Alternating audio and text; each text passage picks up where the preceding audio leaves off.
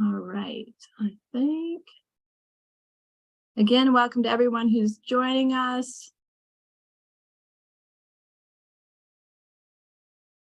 There we go. I think our live stream is up and going. Give me 1 second to double check that.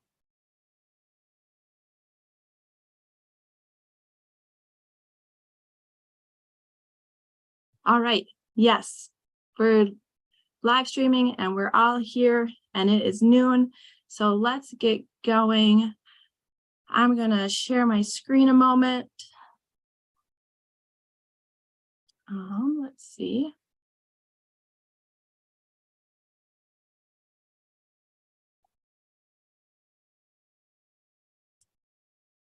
All right, now you should be able to see my screen. All right, well, welcome everyone. It's really great to have you join us. My name is Jody Peters. I am the community manager for the Ecological Forecasting Initiative, which we call EFI. I want to start by acknowledging that I'm joining you from the traditional and current homelands of the Pokagon Band of Potawatomi in northern Indiana in the U.S. And we are really excited to be co-hosting the second round of the Statistical Methods Seminar Series with the Ecological Society of America's Statistical Ecology section. And I'm here with the section's co-chair, Dennis Valle, Krishna Pacifica, and Vianney Lijos Barajas. And we're really looking forward to hearing from Dr. Marie-Josée Fortin about spatial models in ecology today. Before we get started, if you want to follow along with Marie-Josée's code and the presentation, you can download it from the EcoForecast GitHub repository that's linked to on this page, and Dennis will put that in the chat as well. So for today, I'm going to give a brief overview about the Ecological Forecasting Initiative and the logistics for today's talk. Then I'm going to turn it over to Dennis, who will introduce Dr. Fortin, and then we'll go on with the seminar. So the Ecological Forecasting Initiative is a grassroots consortium of people that are interested in building and supporting an interdisciplinary community of practice around iterative near-term ecological forecasts.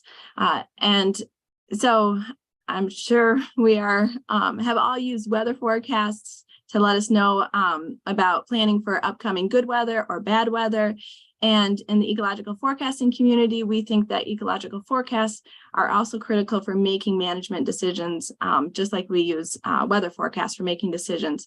And we also think that ecological forecasts are important for testing theory and hypotheses. So this figure shows the iterative nature of ecological forecasts. As we need to make better decisions, particularly in the face of climate change and with the exponential rise that we've had with automatic data sensors and the increase in computing power, now we can take that data and that power and make predictions predictions that will be useful for societal needs. And then since it's an iterative loop, we can collect more data, update our predictions, and continue to refine those predictions. And so I just wanted to show a couple examples of types of forecasts that have been created, really to show that there's this breadth of type of forecasts that can go across types of organisms, types of communities, ecosystems, and that they all can be applied to aquatic, terrestrial, and marine systems. So if you can collect data iteratively and put it into models, then you can make forecasts. And we want to invite anyone that's interested in ecological forecasting to join our FE activities. We have community members who create forecasts, people that are using forecasts to make decisions, and people who are just beginning to learn about what ecological forecasting is. And so there's a number of ways to get involved. The first easiest way to get involved is through signing up for our newsletters. These come out every 4 to 8 weeks. They have high-level announcements about what's happening in the community. And you can sign up for that on our main page at ecoforecast.org. We also have working groups and international chapters that meet. And so these working groups, the education, diversity, equity, and inclusion, translation and actionable science, theory group, cyber infrastructure and statistical methods, and our forecasting standards. These groups all meet monthly. People come together to support each other on these types of cross-cutting topics that apply to forecasting. And the groups work on creating open resources, writing manuscripts, hosting seminars, and again, coming together to support each other. And many of these resources then go on to our YouTube channel, our GitHub repository. We have educational materials that are in cubes, and we also have a really active Slack group. And if you're interested in joining the Slack group, you can reach out to us at info@ecoforecast.org. And for an example, right before we came on today, there was a post from our student association about a panel that they're going to be hosting later in February with early career people that do forecasting outside of academic organizations. So lots of good information on our Slack channel. And then we have chapters in Canada, Oceania, and Europe. And I want to just highlight two things that are coming out of our two of our chapters. One is our from the Canadian FE chapter, which Marie-Josée is one of the co-founding members of. They are hosting a short course this summer. It's going to be held in Toronto. It's going to focus on forecasting for decision making, and then thinking about epidemiological and ecological forecasts. And so the objective is for participants to learn how to produce forecasting models, how to identify and propagate uncertainty, how to consider decision makers' priorities in the models, and then how to communicate results to different audiences. And so this is going to be a really great opportunity, especially if for those people in Canada, there is space limitations and there's an application process. Applications are due March 5. And you can find all the details about this on the Canadian chapter page of the FE website. The second opportunity that I wanted to highlight, which is coming up tomorrow, is from our European chapter. So the European chapter is hosting monthly seminars to bring the community together to learn about what people are doing in Europe in regards to forecasting. And tomorrow's seminar will be by Erwin Koren. He will be talking about his research on carbon cycling between the atmosphere and terrestrial systems. And he's particularly focused on what's happening with quantifying the exchange of carbon during drought events. He's also going to be focusing about two projects that he's been involved with a couple of the FE working groups. The first is a perspective paper that was developed from the theory group. And then the second is a manuscript that was just submitted about community standards for forecast output and metadata. So especially if you're in the European area, if you're in Europe, this would be a really great group to get involved with. All right, let's transition and talk about what's going to happen today in this seminar. So FE's core values are that we treat others with kindness, respect, and consideration. We empower and create space for one another. We welcome and support a diverse community, and we express gratitude and recognition. And we ask that everyone follow that today. We're going to collect questions for Marie-Josée using Poll Everywhere. And so you can get to Poll Everywhere by opening up a new browser and just typing in what we have on the screen, pollev.com/EFI 2023. And Dennis will also put that in the chat as well. But if you've got questions as we're going through the presentation, submit those there. You can also upvote them. If you've got questions about logistics, put those in the Zoom chat. But otherwise, all questions for the presentation should go into Poll Everywhere. We're recording the presentation and we'll make it available by next Monday. So if you have to leave early, we'll make that available on our website with closed captions. And with that, I'm going to turn it over to Dennis. Hey, thank you, Jody. Just one brief comment. I wasn't able to post the links, but it's... Yep, I see that. I'll get that. Sorry about it. All right. So thank you, everybody, for coming today. I just wanted to provide a brief comment regarding what is the statistical ecology section, who is involved. So this section is one of many within the Ecological Society of America. And our mission is to facilitate communication between statistics and ecology. So our goal is to encourage research in statistics applied to ecological problems and to provide forums like this where advances in statistical ecology can be presented. So if this is a mission that resonates with you, please consider joining the section. Currently, this section is comprised of myself from the University of Florida, Dr. Krishna Pacifici from NC State, and Dr. Vianney Leos Barajas from University of Toronto. We are the officers of the section. And so we thought that this seminar would be a good way to talk about statistical methods. And so our criteria was to focus on R packages instead of customized code, because we thought that would be the most useful for people. And we also asked the speakers to share their code and walk through it, talk about common pitfalls and stumbling blocks, because I think everybody struggles with those things. If you have suggestions for future statistical modeling topics or presenters, please reach out to one of the program officers. We are particularly interested in speakers from underrepresented groups that can present on these widely applicable statistical models. So with that, let me introduce our speaker for today, Dr. Marie-Josée Fortin. She has a bachelor's and master's from the University of Montreal and a PhD from Stony Brook University. And then she did a postdoc at University of Laval. Currently, she's a professor in University of Toronto in the Department of Ecology and Evolutionary Biology. And she holds a Canada Research Chair in Spatial Ecology. So her research is focused on spatial ecology, disturbance ecology, conservation, and spatial statistics. She has authored two very important books, Spatial Analysis, A Guide for Ecologists, and Spatial Ecology and Conservation Modeling. And we are very fortunate to have her today, and she's going to provide an overview of different spatial regression types that can be used when we have data that are spatially autocorrelated. Thank you again, Dr. Marie-Josée Fortin, and the floor is yours. Thank you.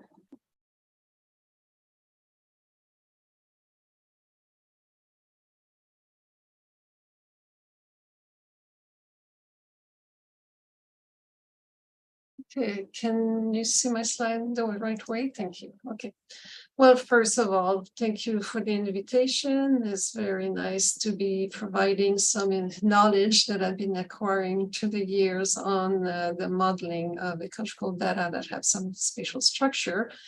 And of course, there's a lot of methods, and I won't be able to go in detail in all of them, but I think we need to start with some kind of general notion before we jump on the statistical part.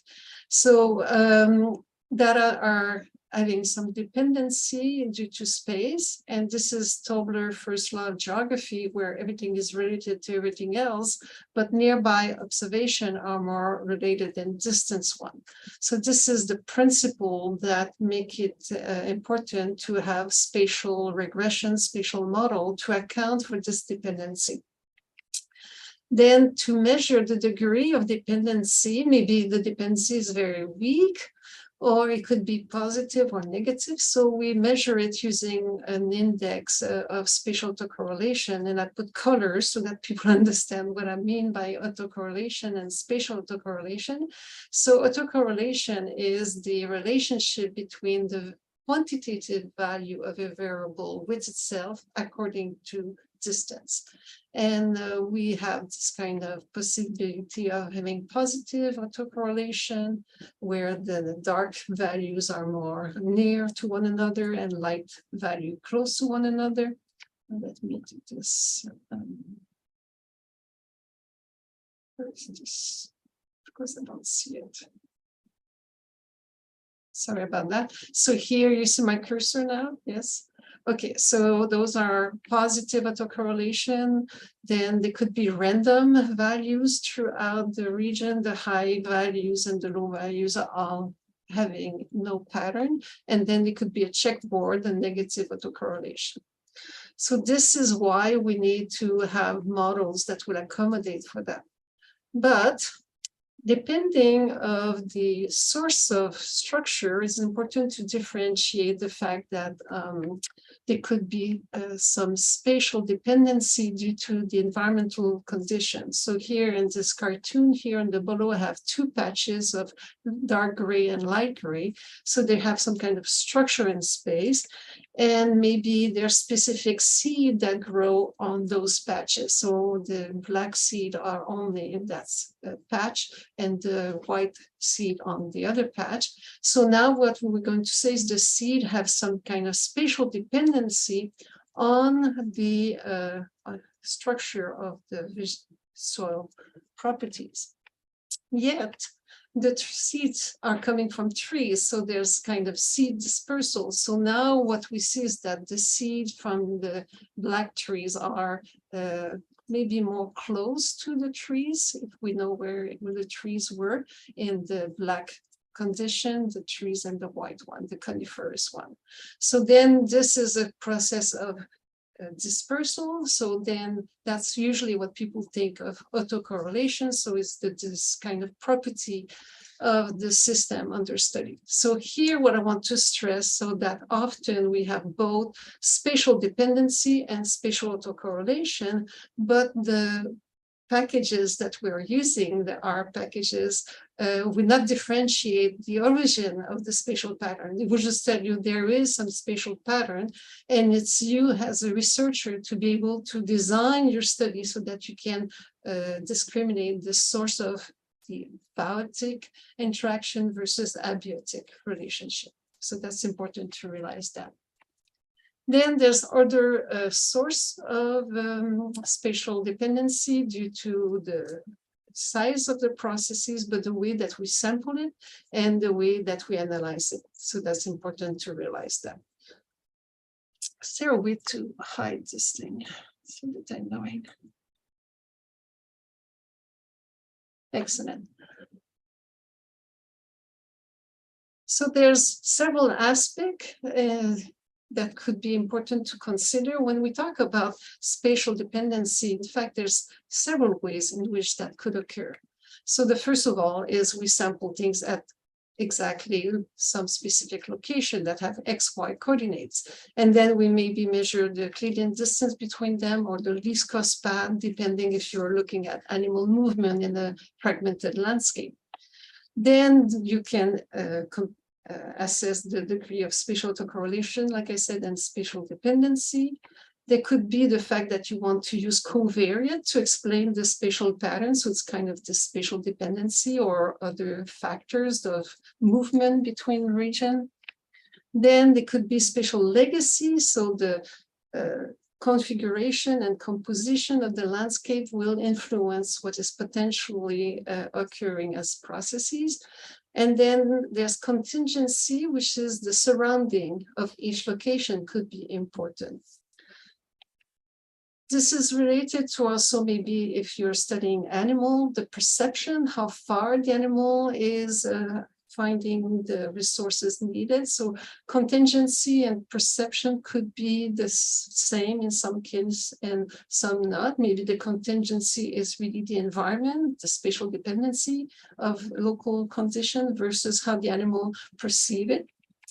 Then it could be that you have more than one processes, there's multiple scale. So you need to decompose the process in several spatial dimension.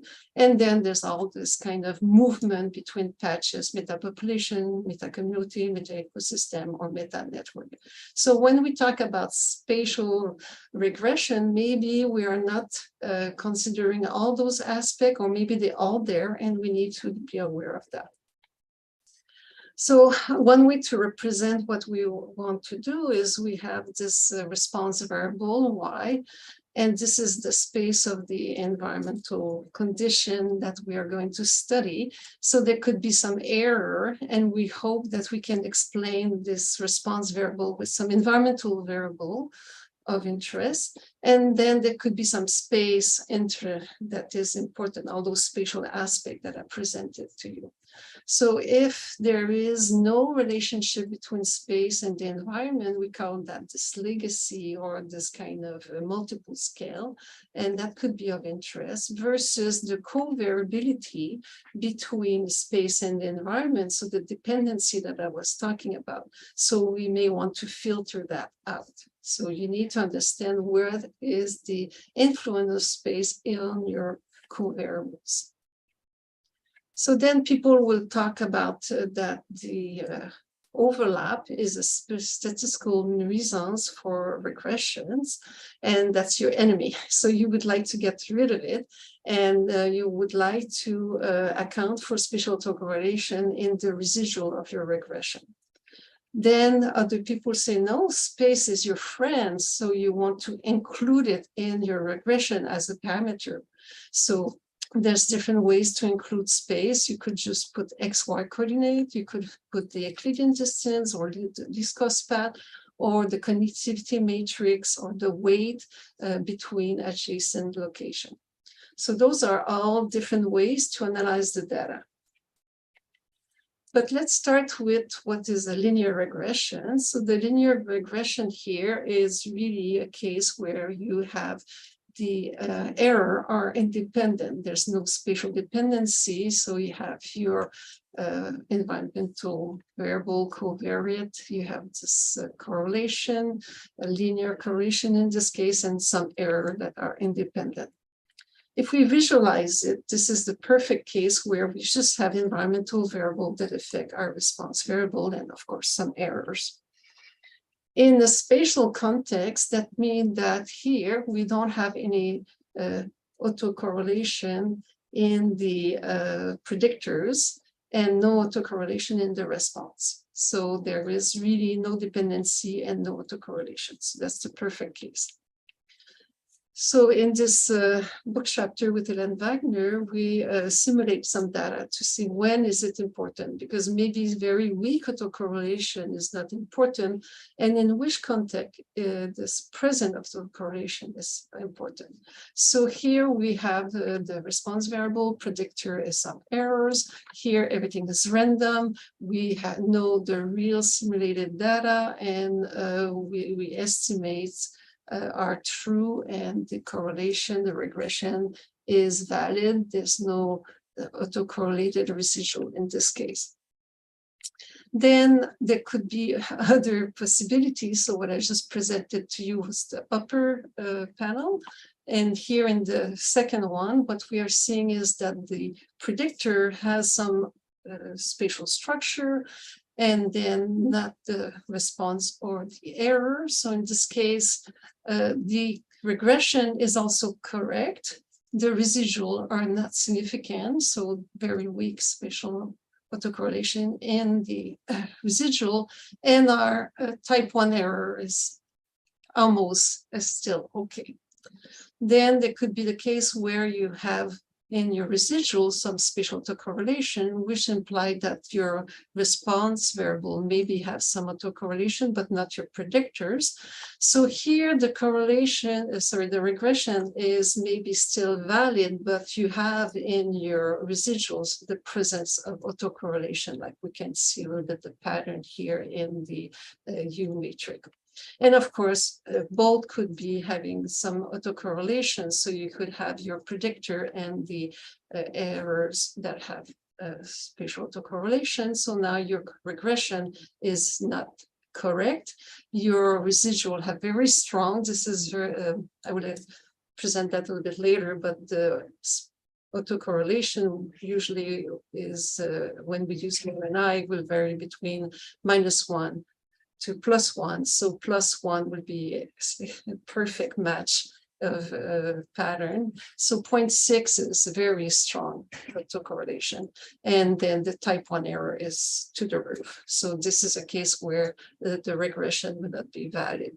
So this is why we need to have other methods to analyze such a data set. So just here, again, what are the implications of spatial autocorrelation? So it depends again of the intensity of autocorrelation. It will inflate the type 1 error, as we saw in the previous slide. So it's a risk of false positive. It could bias the parameter estimation. So it could be that the effective size would be overestimated. And then the one that I think is visualized underneath is to show that here in the presence of autocorrelation, your variance is going to be narrower, so you will have maybe confidence interval that are going to be too small. So all those things will affect your regression. So again, the ideal situation will be here in the linear model where there's no impact of space versus this other cases where we see there's overlap, so some kind of dependency and autocorrelation in the data that we're analyzing. But of course, there's millions of other possibilities, and it will depend on how much the space is all included in the environmental variable, and there's no legacy. There's legacy and nothing in the environmental condition. They completely overlap or different possibility. So you need to have a little bit more understanding of what you're doing when you are doing a regression, because there could be all those possibilities. So we can classify spatial regression in two big family of methods. So the first one is the case where the spatial process are created by spatial autocorrelation, SWOT dependency or autocorrelation. So we need to account for it. And one way to do so is using a generalized linear mixed model, a spatial error model, spatial regressive model. Another series of methods that are also called spatial regression is to do some kind of spatial filtering. This is a place where we have maybe multiple processes or factors that are affecting the data at multiple spatial scale. So what we need to do now is to detect what are those key scales and to remove or partial out the effect of those scales. So this is spatial filtering. So here, this is not new that people have been facing those situations. So the simple way was to do what we call trans-surface analysis, is to add to your regression the XY coordinate, as simple as that, lat long of your data. So that's maybe you think that there's spatial dependency in your data, maybe not any spatial autocorrelation. So this is known as the polynomial regression, where you add different exponent power to the coordinates, and then you could have a quadratic, cubic, and different shape. This is good if the pattern that you're studying is over the entire study area, but if there's different type of spatial structure, this is not going to be as useful as a method. That's why several other methods have been developed. And for you who were at the presentation last month of Zor and Inyo, they presented different method of generalized mixed model. So here, in the case of spatial autocorrelation or any kind of dependency temporal analysis, you can use the random effect to control for spatial structures. So we can do this using the location.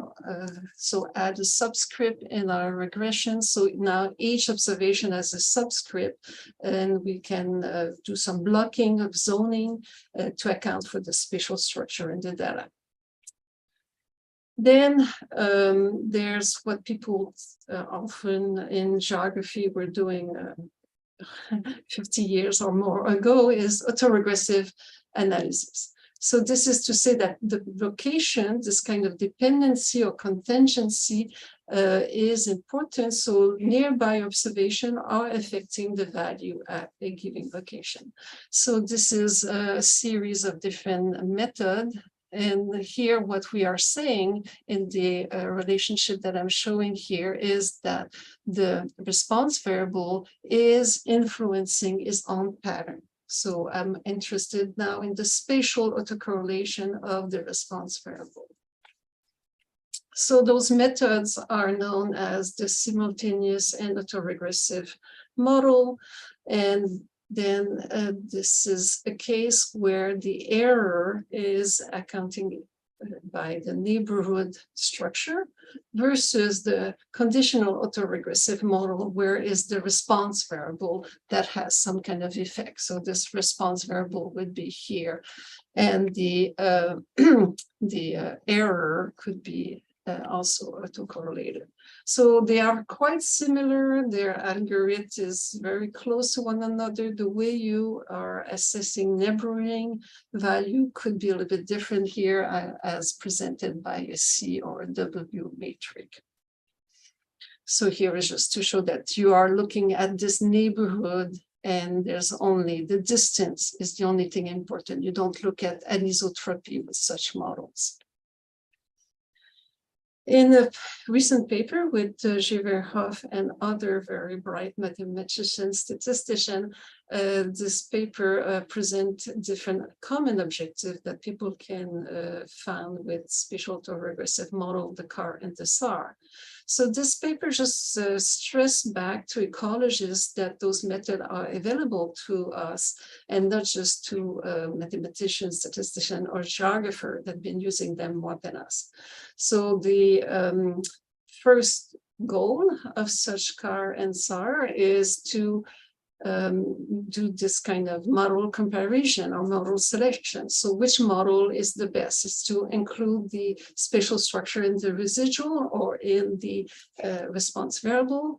Is of course doing a regression to estimate the coefficient of the explanatory variable explaining the response, maybe to estimate the degree of spatial autocorrelation, because those autoregressive models that were developed for time series analysis, that you look at the next time series, in space you look at the neighbors. So nearby observation are more similar to one another. So that's the degree of spatial autocorrelation or connectivity that could exist between your sites, your sampling location.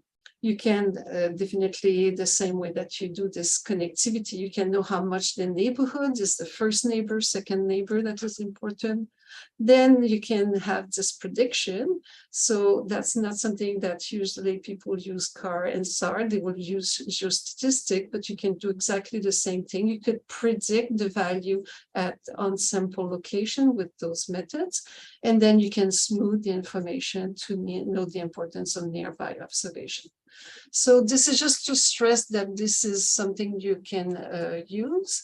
And maybe why people were not using them is because they thought that the CAR and SAR could be only used with a regular lattice. And this, in this paper with Geverhoff, it's very clear that you can use polygons. So here is information about harbor seal abundance in Alaska. So there's 463 polygons. And then you can just do your neighborhood by using the first neighbor, the second neighbor. So you can just do a network of connectivity, and those methods can be used as well. Then, of course, spatial autocorrelation dependency can be both occurring at the same time. As I mentioned, the current packages that we use, Morini, Gary C, or Verogram, would not differentiate the origin of those spatial patterns.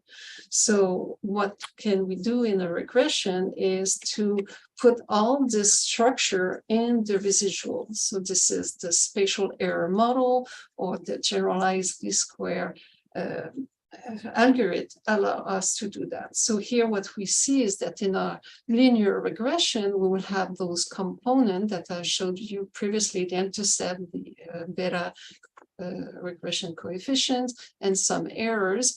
And now all the spatial structure is pushed into a new error matrix that is this kind of covariance matrix that is fitting the structure of the data. So a little bit when I was showing you the U matrix previously.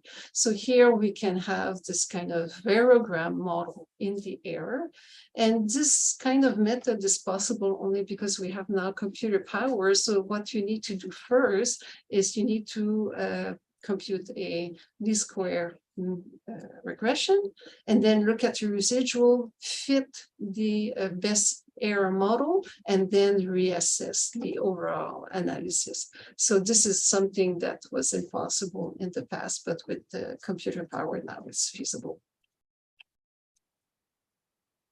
Then life could be that there's more than one processes, like Jody was presenting at the beginning. Now we have access to much larger data set over a larger region. So what is going to happen is that maybe you have this kind of, with the gray now you cannot see, but there could be a large scale, but it could be some kind of patchiness as well.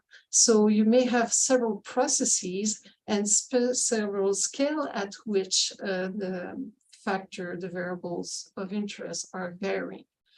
So this is a case where you need to filter out and identify the appropriate scale of those processes. So this is a case where, again, space and environments are related to one another. So this is where you will use now a spatial filtering regression.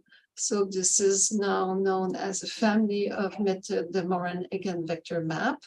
And what is happening? So let's say again, you have our regression, we have our environmental variables that are not influenced by space. That's what we would like to have, and our errors. But if of course, there could be some environmental variables that have some spatial pattern, this kind of dependency, and some kind of legacy of space.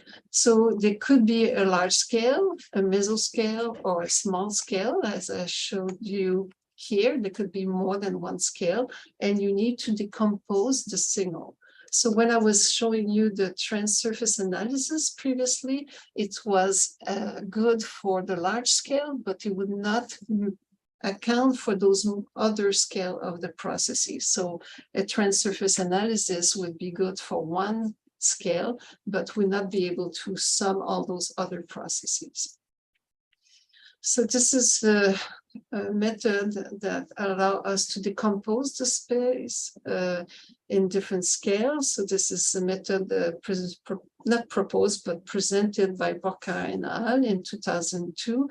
And if you're very interested, I think Stefan Dreh paper in 2011 is very well presenting this information.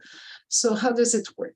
So I need to spend a little bit of time here because it's important to realize what we want to do. We want to find those large scale and those intermediate scale in the data.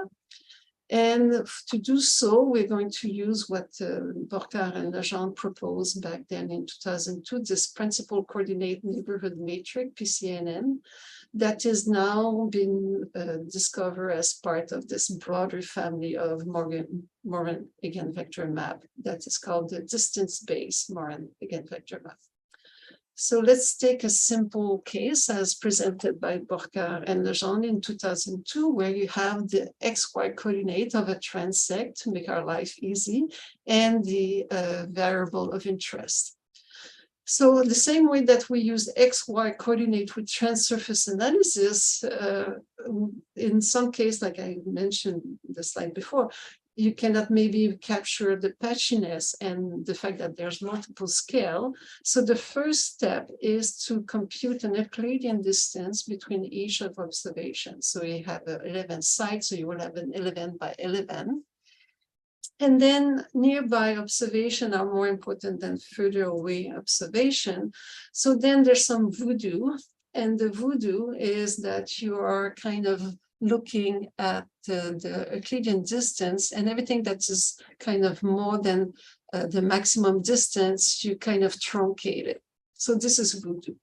I'm still not sure mathematically what it is, but it works. So you do this truncated Euclidean distance of neighboring value, and you use a principal coordinate analysis to have the eigenvector of each sampling location based on the Euclidean distance between them. So then with principal components analysis, you have negative values usually, you have a zero definitely, and positive value. So in this analysis, you keep only the positive eigenvectors, and you do a regression with your response variable. So you can do a multiple regression, or you could do a redundancy analysis or some other methods if you have more than one response variable. So this is a complex way to obtain, if I can go back, those different scales. So this principal components analysis is going to give you those sine, cosine for each kind of vector. You will have a appropriate scale corresponding to it, and which is important to realize is that as many sampling location you have, there's a potential of the same number of eigenvectors. Not all of them will be positive or negative. And it could be that you came up with a lot of them. So as I would illustrate a little bit further down. So this is filtering and decomposing the spatial pattern in those multiple scale is not a source of knowledge. It's just trying to fit the data the best to those different scales. So that's important. And again, I would come back to that later on. Then, of course, you could have not only a large scale, smaller scale, but you could have some regions, so administrative regions. So this is administrated by someone that has different goals, and this other one is maybe different soil type. So you can have not only several processes, but you can have several regions. So this is a case where the eigenvector maps will not be able to capture those several regions. So one solution is to do a regression for each sampling location. So this is known as the geographically weighted regression, GWR. And this is a case where you look at neighborhood. So again, you are looking for each observation and you are computing a regression for each sampling location. And the neighborhood is given by some kind of rule. So you can decide, I want as many neighbors to have a regression that isn't enough strong, or I want to include some kind of distance. So there's different ways of assessing your neighborhood to compute the spatial autocorrelation. And because you are doing a regression for each location, you have the best possibility for this regional context. So the residual of such a weighted regression is also going to be lower because you have always the best fit regardless where you are, even though you need to account for the number of parameters and so on and so forth. But a lot of people don't like this method. Because you're overfitting. You have the same observation that are used to analyze, and you have if you have 100 points, you will have 100 regressions. And so Daniel Griffith really disliked this method, and I can see why. And why I'm presenting it, because you can use it to decide where are your regions. So if you have some kind of region that have the same kind of parameters and the same regression, you say maybe I can find my regions in this region of study. So here I want to use an example that's been published in a book chapter with Tiffany Mellis. And the data that I provide to you are almost this data, but not exactly. There's a slight differences, so don't expect to have exactly the same number that I will present here. So these are information of bird sighting based on the Ontario Breeding Bird Atlas from 2001 to 2005 using 10 by 10 kilometers. So each square is a 10 by 10 kilometers. So the different color of gray is different intensity of forest cover, and the size of the dot is the number of sighting of ovenbird through the sampling procedure. So this information was used with Stephanie Mellis. We first measured the degree of spatial autocorrelation in the raw data. So this is a case where we have a choreogram, and here the square is for the forest, the circle is for the hummingbird, and you can see the relationship is very strong, as here we can see there's a south-north gradient of forests, and the birds are matching the amount of forest in their number of sighting. So there's strong spatial autocorrelation, and definitely significant. And here the number of cells, we have 1,359 of them. So there's a lot of information in that analysis.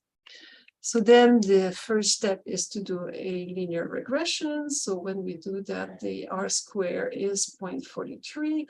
And the map here is the residuals. And the now choreogram is a choreogram based on the residual from such analysis, linear regression. So we can see we have some kind of pocket of very negative residual, some positive residual, negative here and there. But the value of spatial autocorrelation that was very high to start with now is in the residual decreased to 0.35 in the first distance class, and so on and so forth. So there is still some pattern in the data that the ordinary least square regression could not fit. So we need to use those other spatial regression models. So let's look at our friend that is not like the geographically weighted regression. So here on the left panel, those are the pseudo R squared and not exactly R squared, they kind of in the spirit of R squared, but a good indication. And because we have as many regression that we have sample points, the range of those values will be between, for this analysis, not in the one that you will use, 0.19 to 0.82. So I have very good fit in some region and very poor fits in others. So that's what I say. I like it to say, okay, maybe I need to stratify or to have sub-region and do the analysis only for those regions that have high value. Then on the right, we have now the map of the residual of the regression. And you can see that there is some kind of value that are high or low, but maybe a little bit more scattered than what we had. If I could go back here, we had pockets that created some this spatial autocorrelation that we have seen in the residual. Then there's a method I have not presented per se, but is similar to the generalized least square method, is called the regression kriging. So the geostatistic group has a lot of methods, and they are some kind of similarity with what people are doing in statistics. So in geostatistics, their generalized least square method, they call it the regression kriging. So it's the same idea to fit a trend and look at the residual and put this a kind of variogram in the residual matrix. So when we do that, in this case, now with the regression kriging, the R square is 0.68, so better than the least square, and in the average of the geographical weighted regression. But unlike the geographical weighted regression, we have only one regression for the entire region versus 1,359 as we have number of sampling locations. So you need to know exactly what you want, and you want to decompose the scale. Do you want to have some kind of more filtering or putting the error in the residuals? So you need to be a little bit more knowledgeable of what you really want to do. So now, when I accepted to give this presentation, R was working like a breeze. So I say, no problem. But since, I don't know, RStudio and R, and I don't know, I've been fighting for 3 weeks, honestly. So I'm sorry about that. So if you're lucky, you will be able to do ggplot. I'm not able to do ggplot anymore. I have no clue why. But if you just do a plot, this is just to show you the same data set that you're going to have of the ovenbird and forest. And here, this is just a more intense location of sighting of the ovenbird in this area. The different packages that are available, well, of course, we have our generalized linear mixed model. We have this kind of R-square, the amount of variance explained by the random factor and the fixed factor. We have the generalized, I'm dyslexic. I just realized I inversed the S and the L. Sorry about that. I will correct that. So it's generalized linear square analysis. Then there's the library SPDev that has those wonderful ways to do the generalized least square methods, that is for autoregressive error or autoregressive lag. Then you have this geographically weighted regression. There's vegan for the Moran eigenvector map. Then for CAR conditional autoregressive model, there's other packages. You can do this more spatial filtering with more eigenvector map with spatial regression. And there's maybe a lot of other ones, of course. So, because my R code is not working completely, I now will present the slide of the response of the R code, and then we will go to the R code after that. So here, just to show what would be the ordinary least square. That's amazing how dyslexic I am. Sorry about that.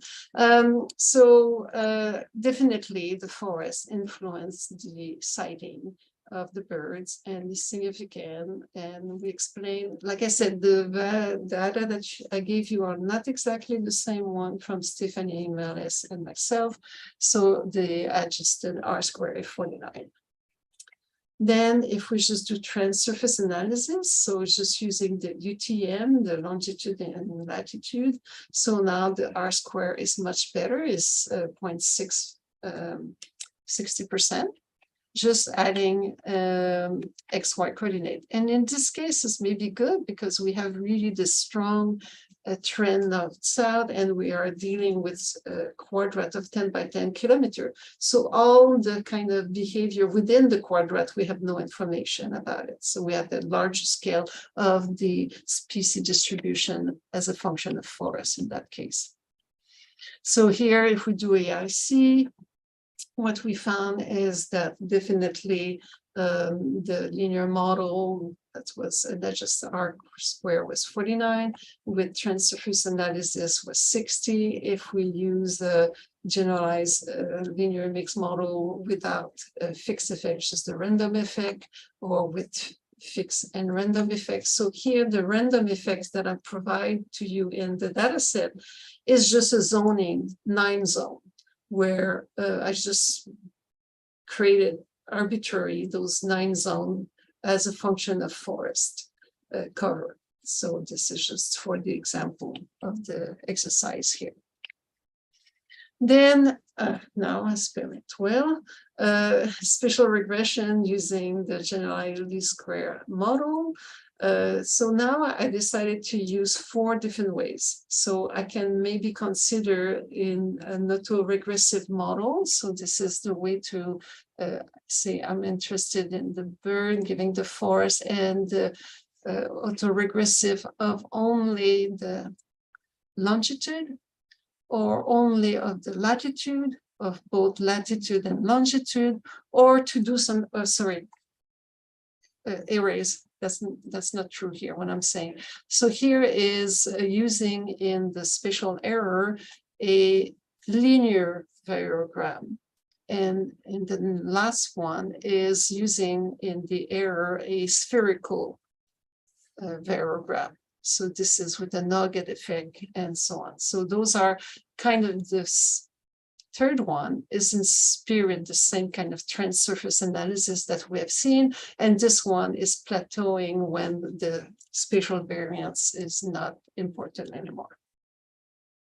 So when we do this, what we see with the AIC, and of course the R package will complain a tiny bit that they are not on the same footing, but just for sake of comparison here.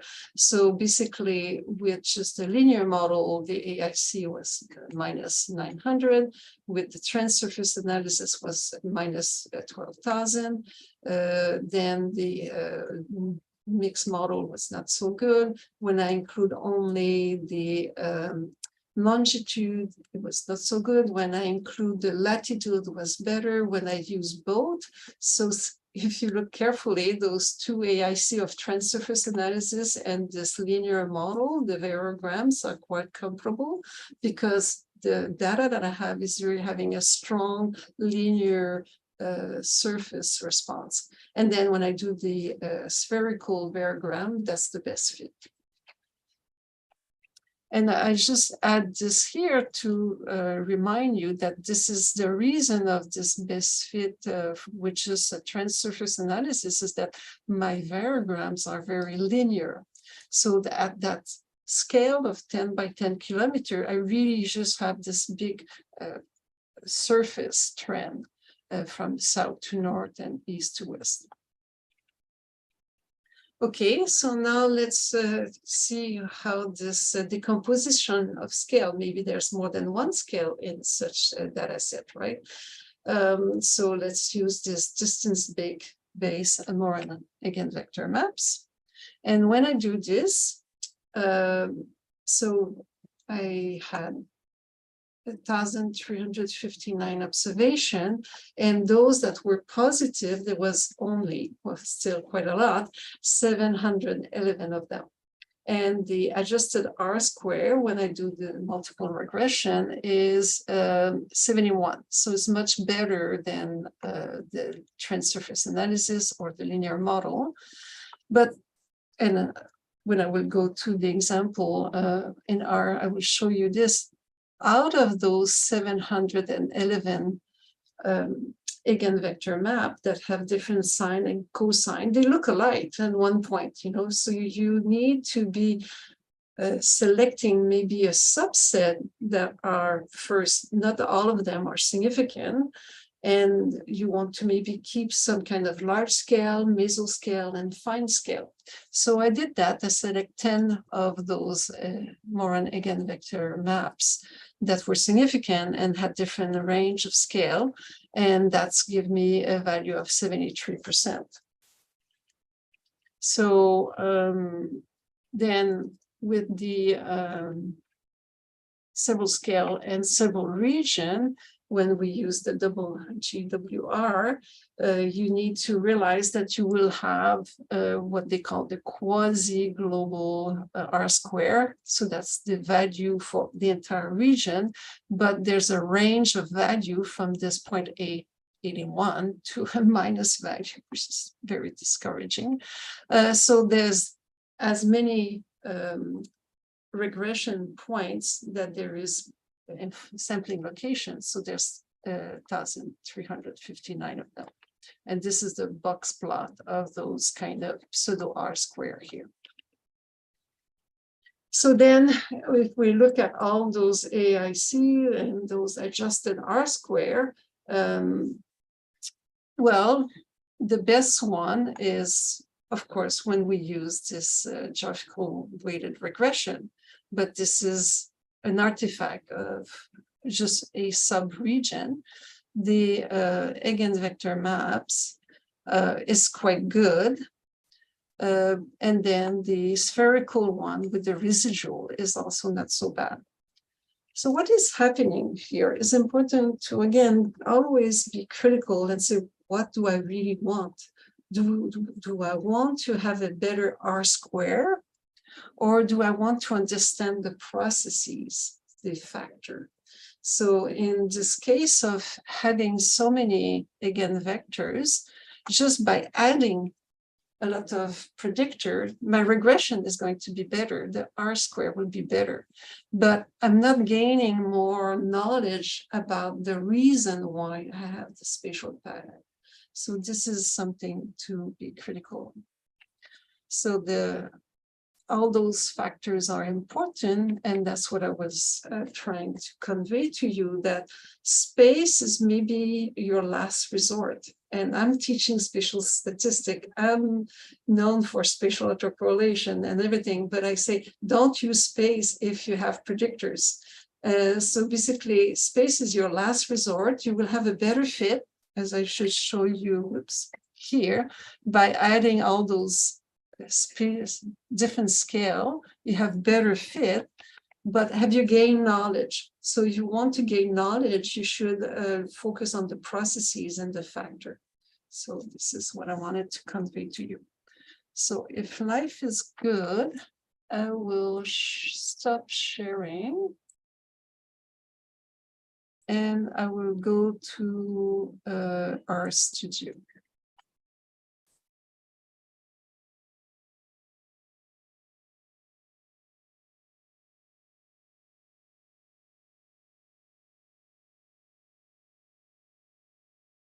Okay, can people see our studio? Yes, okay, great. Okay, so there's different libraries. And again, I don't know why ggplot is not working anymore for me. I don't know why I cannot use this mu min anymore. So I put them into a comment. Then there's the data that I'm giving you. And I just plot them. And if you're lucky, you can still do ggplot, just to show that's what we are going to study. And then just the ordinary regression. And I scale them if you want. People prefer to scale your data, so you can scale them, but it's kind of comparable. And now this is just to show you the plot your data, rule number 1. So the relationship between the forest and the birds. So there's a lot of zero sighting that's skewing the information. But then after, there's a good match of relationship between the amount of forest and the birds, as we have seen. Then you could look at your residuals. Again, the same thing, the fit of your bird observation. It's kind of okay, but there's a lot of zeros, not perfect. Then there's a trend surface analysis. So here, this relationship is really simple, where I use lat long. It's very just no coefficient, just putting those two information of the location of the data. That's it in UTM. So here again, it's very significant. The R square adjusted is much better. Then you could do the generalized linear mixed model. And I'm just looking at the random factor versus the fixed factor and random factor. So I have 9 zones, like I was saying to you, and they are very arbitrary. I don't know why this not work anymore, but used to work at one point. So here again, have 9 zone and the values of the intercept and the fixed factors, as I showed you. Then here I spelled it right. So here, this is the generalized least square model with the package NLME. So just to make sure I use that, to make sure that we use the right one. Then, as I showed you in the PowerPoint, I'm just using the longitude, the latitude. Then I'm using a linear correlogram and a spherical correlogram. Just to let you know, those 2 ones, especially the spherical one, take quite a bit of time to compute. So don't disappear. It will work, but it takes quite a bit of time. So then you have those different models and values. Then there's the part where you need to compute the spatial lag. So you need to have this kind of who's my neighbors. In this case, it's a regular grid, but it's not a full grid. So we use this kind of tessellation. In my case, I use just Delaunay. You could use another one to compute neighbors. Then you use that in this other package that doesn't work for me anymore. I don't know why. That is computing the spatial lag with the SPDiff. Then you could do the spatial error again with the SPDiff, and it doesn't work. No clue. Then I compare the AIC like I showed you in the PowerPoint. So here are my AIC, and you will complain a tiny bit, but that's live. Then the multi-scale analysis is the PCNM. So this is with vegan. Then you need to compute an Euclidean distance. You use this Euclidean distance to compute the eigenvector maps. Then you will have, in this case, that are positive only, still a lot, 711 of them. You need to use this option to be able to see all of them, because RStudio will have a limit of outputs, and it's interesting to see throughout what are those values. Oh, this is wrong. I kept 10 now. So sorry, this was maybe a previous version. Sorry. So here, that's what I wanted to show you. Those are what I had previously, the intercept in the forest. And now those are all the PCNM eigenvector that are created. So the first one is a large scale. Sine, cosine, only a large scale one. And it's highly significant. And then the second one will be kind of similar. So basically the first ones are kind of all providing the same information. Then at 11, that scale is not significant. And then some are significant again, not significant. So you see that not all those eigenvectors are significant to explain the pattern of our opening birds. And then more you go up, now I'm 100 some, less are significant and less and less. And basically not many of them are significant at larger value of principal component analysis. But what is happening when you go upper is you look at more fine cosine, just kind of smaller mesoscale and finer scale. And now you go down, and that's scary, all those value, and they are kind of redundant, and it's just not very useful. None of them are significant. So then I selected a subset of them. So here I have 6 in the PowerPoint, sorry, I had 10. But so here I selected just a few of them. And the way I select them is a large scale, and then another mesoscale, and so on and so forth. And I should have them somewhere in the code. Sorry about that, where is it?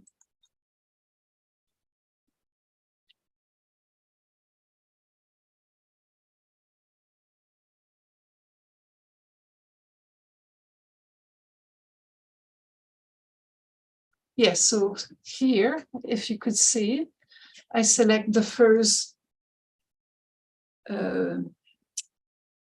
sine cosine, the larger scale. Then I add 19. Then I use 31, 45, 94, and 300. So I just look at those kind of large scale processes. I didn't look at too fine scale, because if the fine scale in our case will be close to 700. So let's go there. They're not significant, 500, 600, they're barely significant or not significant.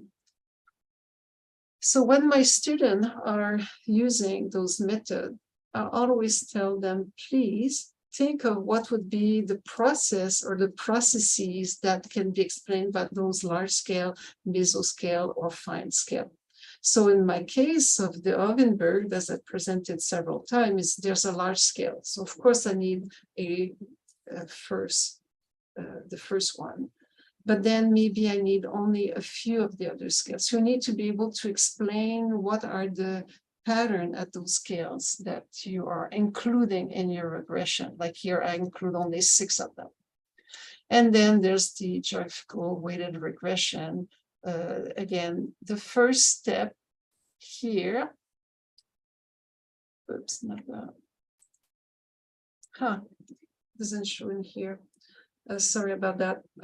Is to decide the first step that the geographical weighted regression will do is to decide what is the bandwidth. So this is given here by this, what is the adaptive size of number of neighbor I will use in the analysis of each sampling location.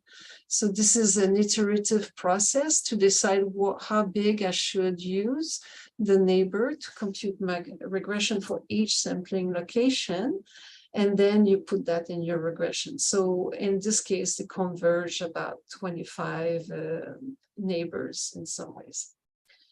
And then that's it.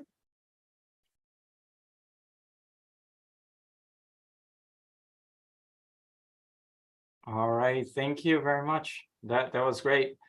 There are multiple questions here. Can I go ahead and I'll relay them to you?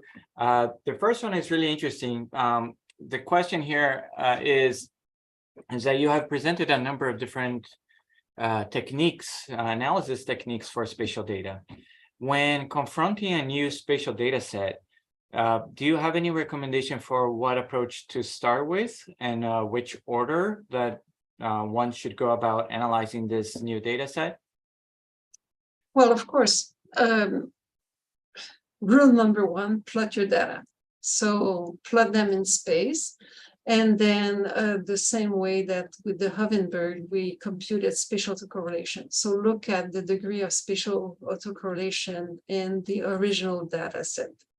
So then it will help you to decide, is there just like in the case of I presented, it was very simple. There was a big trend, but then it would be a case where you will see, is there more than one trend or more than one process that I need to incorporate? Mm-hmm. And I think there's also a question, it's how to account for spatial autocorrelation when one is building a predictive model using some of these machine learning approaches like boosted regression trees or random forest. Apparently, there's an article, ILIS 2008, that does not explain in their guide. It was published in Journal of Animal Ecology. Yes. Again, you can explain everything with space. So in those regression trees, boosted regression, random forest, all of those, if you add XY coordinate, it could explain everything. Because especially in the case of what I'm showing before you, I had a large trend. So the model, the first split in those recursive methods of splitting the data, the first split will be space. So then, is it really what you want to know? So if you're more interested in the process or the processes, don't add XY coordinate, or detrend your data somehow and plot your residuals and do the random forest or whatever regression tree with your residual, because space is going to be the first predictor, first split. Mm-hmm. So I myself find that this is not informative. I mean, space, again, is your last resort to indicate that something is missing. So let's say in Canada, it's a large country, we don't have a weather station throughout. So sometimes people will use XY coordinate to compensate for the climatic information. But then it's obvious that as you have a gradient north-south, the temperature will change as well. So it's not informative of the real process or factor that affect your data. So I think if you can, don't use at first XY coordinate or D-trend. So in geostatistics, people will do that. They will use universal kriging. So they will remove the big trend surface analysis and do the variogram on the residual. So it's been this regression kriging that I showed you, or the generalized least square model. That's really what is happening. I'm not sure. Yeah. So it seems like you're touching on the difference between when you're interested in inference, you're trying to understand the processes that influence your outcome rather than just plain prediction per se, right? And so when you're interested in the process, then be careful with adding the spatial coordinates. Well, as I show you with my spatial predictor, the spatial filtering, my R-square were always better. But I didn't explain really why. I just have a better fit. So yeah, you have a better fit, but not better understanding. And especially with the Morin, again, vector map, this is true for the sampling regime of this location. If I go to another location, the sampling regime is maybe different. The spacing between the samples are maybe different. So of course, now I had the regular grid, but if it was irregular grid, then you cannot infer what would be happening in another region, because it's really specific of the spatial layout of the region that you study first. So you have a better fit, but not a better understanding. Yep. And so the next question is there a difference between temporal and spatial correlation?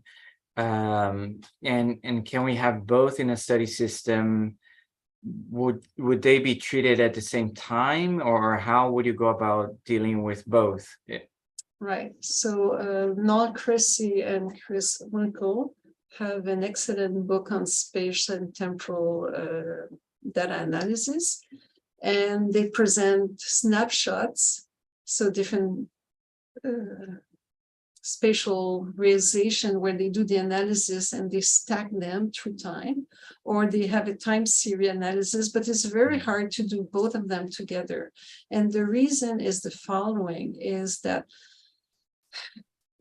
the first series of spatial regression, not the spatial filtering, still have the assumption that there's only one process, right? There's the stationarity somewhere. So then what is happening with space and time is that the stationarity of the process may break, right? You may have some kind of change of climate, of change of something. So your prediction, your inference space is going to break at one point, either in space and time.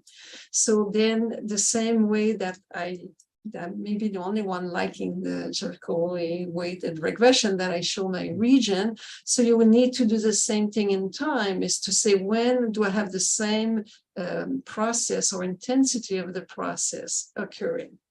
So I think it's where knowledge is important of the changes. So it's a piece regression will tell you maybe change in the time series analysis, or yes, I mean, you need to understand that spatial autocorrelation, spatial analysis is being derived from time series analysis. So they have life easier because time goes in one direction. In spatial autocorrelation, we have both the dimension anisotropy, and the time dimension will make things change, of course.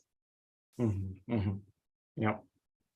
And for, let me see, for the multiple scale analysis, is it possible to do it with, for example, raster files of different resolutions, or the multiple scales refers to something else?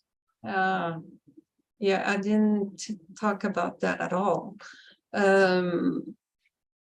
That would be even more difficult, but yes.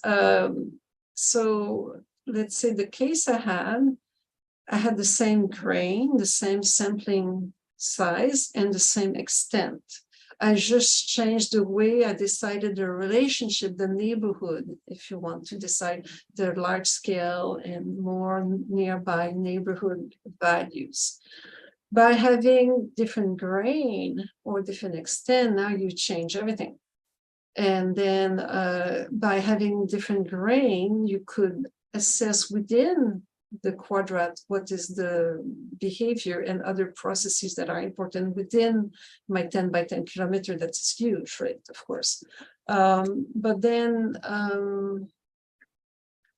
yeah, it will be a kind of hierarchical, nested, complex design, but you will need to, I would not suggest that. What people are doing often is they use this as a finer grain, smaller resolution. You maybe find a model, and then you can use that regression and put it at another scale. I'm just worried that you are having so much the modifying area unit problem, so you will confound processes. Yeah, I think that's a common question due to the availability of these rasters of all sorts of variables, trying to figure out, well, should I take an average across a big scale? Should I take at the point where my observation is? Which scale should I use, right? And seems like, yeah.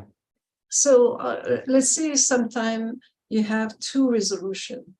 So what we do in my lab is I say to my student, please coarse the finer resolution to the large coarse resolution that you have. But you lose, of course, the fine scale issues. But then you are on the same footing. Otherwise, you don't have the same footing. Yeah, that's a big issue. If you were to split the larger 10 by 10 and smaller one, you don't gain information. So that's the problem. Yeah. Right. So the question here is, do you have any suggestions for applying some kind of spatial autocorrelation control for directional data? So anisotropic relationships, non-symmetric distance matrices, such as those produced by ocean or wind currents. Yeah, right. So the spatial error models that I presented was not accounting for directionality. So that's for sure. And directionality is definitely crucial and important. So then maybe geostatistic would be better in that way, that you can have a model for different direction and fit this kind of regression kriging that I presented. That could be better. I never use it for anisotropic values, so I cannot say if indeed they are doing it, but in essence, geostatistic has anisotropy, zonal or geometric one that you can include. So I guess there's potential there. I've never looked into it, but that's what I would look first. Yeah. Yeah, and I wonder with the matrices that define who's neighbor of whom, if there's a way of adapting your definition of neighbor that does not depend just on distance, but kind of in which sense. So you can think about downstream, upstream, and things like that, right? Well, then you need to look at Geverhoff and Aaron Peterson. We look in dendritic system. We add with geostatistic, you can do tail up, tail down. So you could include the directionality. So that's something that exists. People have done that. That's known. But that's a geostatistic anisotropy in a kind of regression setting. Yes, that we have done that.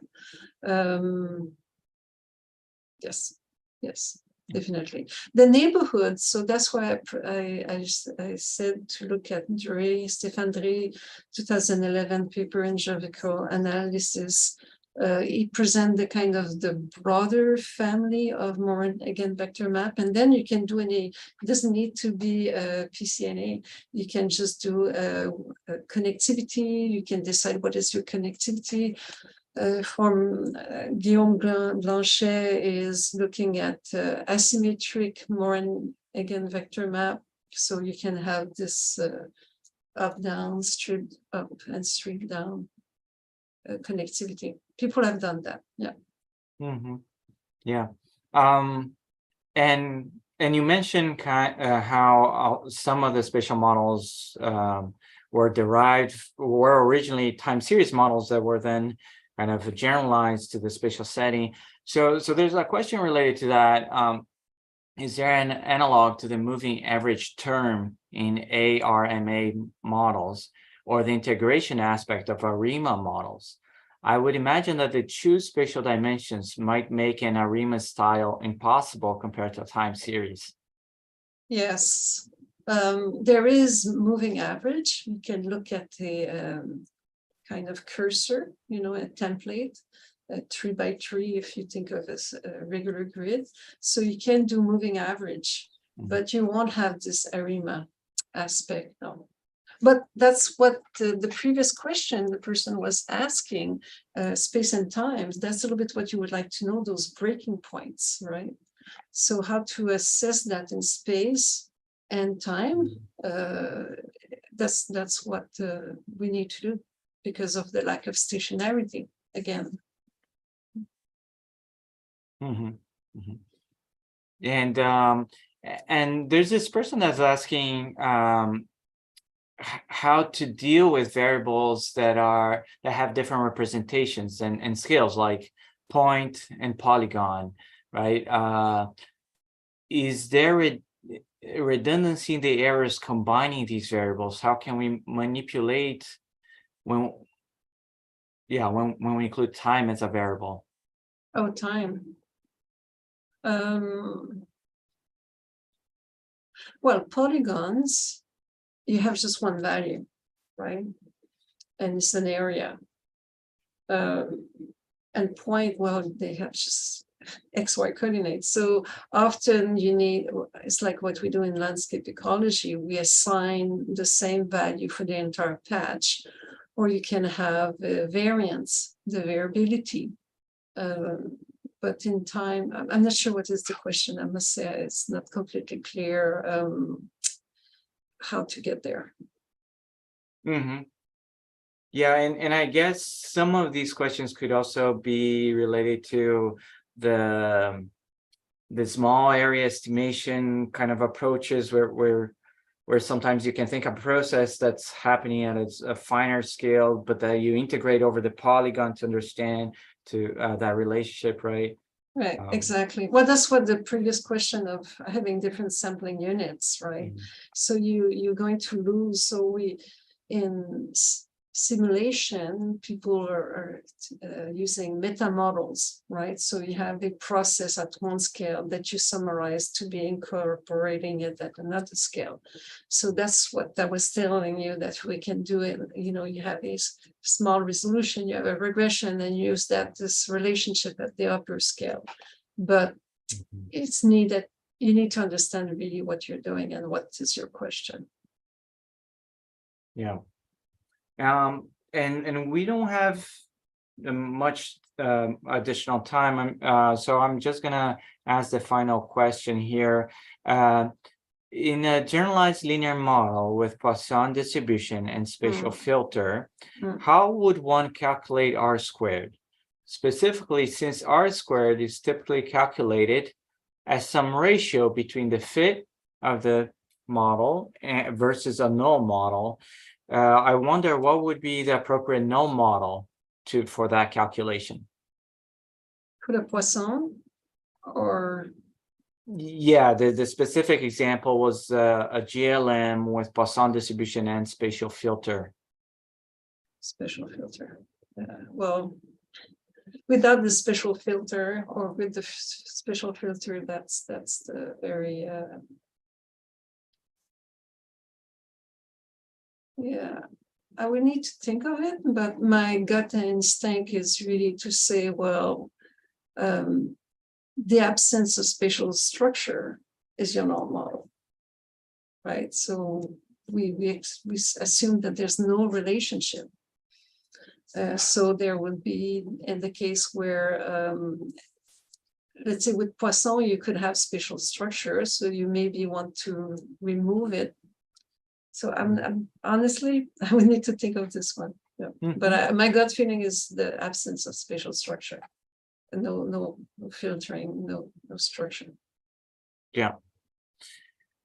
All right, that's fantastic. There were some additional questions. Unfortunately, we don't have time to go through all of them.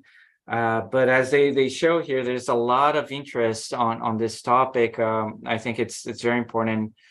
Almost all the data sets that people collect are spatial in some way or another. So this is a very important topic, and I really appreciate you going over all the different approaches that one could adopt to analyze these data.